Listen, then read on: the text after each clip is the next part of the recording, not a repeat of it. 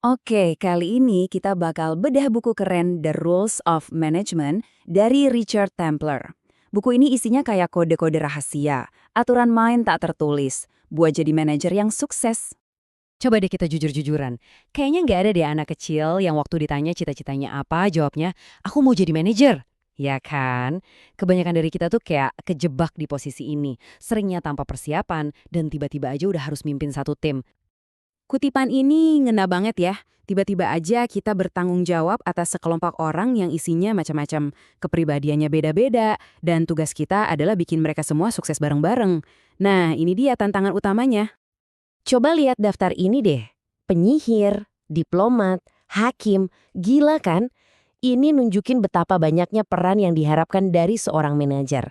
Kita tuh bukan cuma jadi pemimpin, tapi diharapkan bisa jadi segalanya buat semua orang. Tekanannya besar banget dan rasanya mustahil bisa menuhin semua ekspektasi ini. Terus gimana caranya biar nggak cuma bertahan, tapi juga bisa sukses di peran yang super kompleks ini? Menurut Templer, jawabannya sebenarnya simpel. Kuncinya ada di penguasaan dua area fundamental. Sebuah kode yang jelas yang bisa langsung kita praktekkan. Oke, kita masuk ke bagian pertama dari kodenya, aturan buat ngelola orang-orang yang kita pimpin. Karena ya pada akhirnya suksesnya kita sebagai manajer itu diukur dari suksesnya tim kita.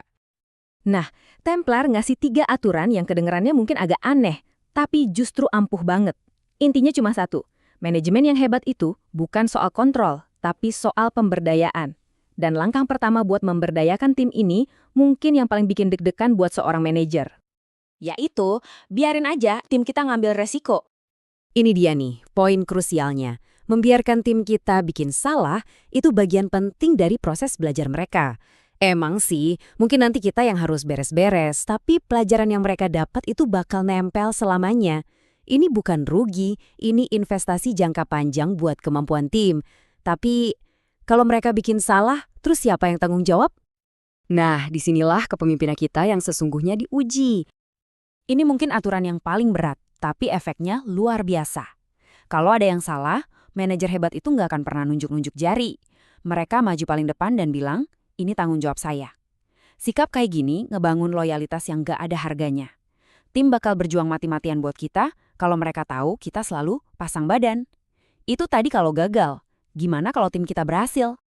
Aturan berikutnya adalah kebalikannya, dan sama pentingnya. Sama pentingnya dengan nanggung kesalahan, kita harus kasih semua sorotan ke tim pas mereka sukses. Bahkan kalau idenya itu dari kita. Waktu kita bilang di depan umum, ini semua kerja keras tim. Itu kayak nyalain api semangat di dalam diri mereka. Mereka jadi merasa dihargai, termotivasi, dan jadi bagian dari sesuatu yang besar. Oke, setelah kita paham cara memberdayakan tim, sekarang kita pindah ke bagian yang mungkin paling susah, ngelola diri kita sendiri.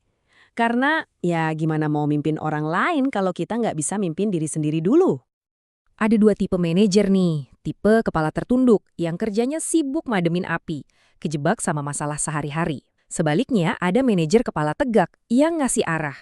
Mereka jaga energi tim tetap positif dan ngasih inspirasi dengan gambaran besarnya, bahkan pas lagi susah. Cara pandang kita itu nentuin suasana seluruh tim. Ini jebakan klasik banget, apalagi buat manajer baru. Kita pengen disukai.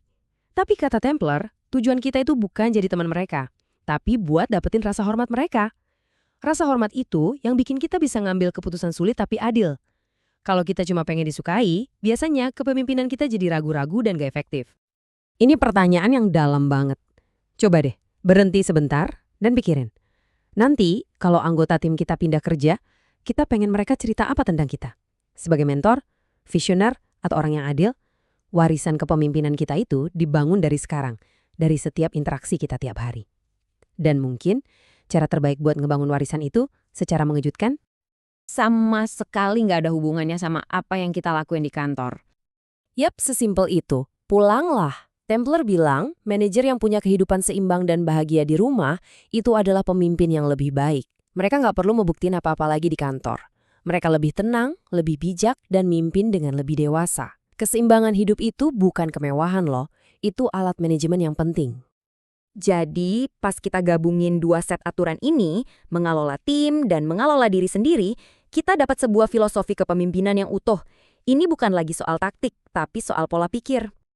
Pada akhirnya, semua ini nunjukin kalau manajemen yang hebat itu campuran antara ilmu, skill yang bisa dipelajari, dan seni, kebijaksanaan yang didapat dari pengalaman. Kode dari Templar ini ngasih kita kerangka kerjanya buat nguasain dua-duanya. Dan ini dia tantangan terakhir dari penulisnya. Tahu aja itu nggak cukup.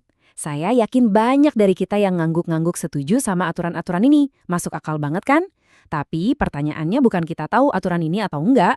Pertanyaannya adalah, apakah kita secara sadar dan konsisten menerapkannya setiap hari? Itulah yang ngebedain manajer biasa dari pemimpin yang luar biasa. Jadi, aturan mana nih yang mau kamu mulai lakukan? Bukan cuma tahu, mulai hari ini.